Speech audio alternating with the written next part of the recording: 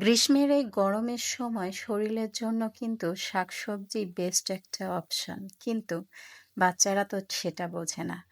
ওদের একমাত্র chicken, beef, মাংস এইগুলো ছাড়া বাচ্চারা খেতে চায় না। তাদের মুখের রুচি তো যেন ওখানেই আটকে আছে। মাছটাও ভালো মতন খায় না এরা। আমার বাসায় আমার বাচ্চারা চিকেনটা বেশি পছন্দ করে। তো গরমের সময় চিকেনটা ভাবলাম যে ভুনা ভুনা তো করব না। কেননা প্রচণ্ড গরম, এর মধ্যে একটু সবজি না খেলে শরীরের পানির যে একটা ঘাটতি থেকে যায়।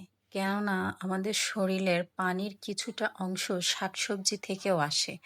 তো আজকে ওদের জন্য চিকেনের মধ্যে কিছুটা কাঁচা পেঁপে দিয়ে দিলাম। পেঁপে দিয়ে কিন্তু চিকেনটা রান্না করলে অনেক মজা লাগে।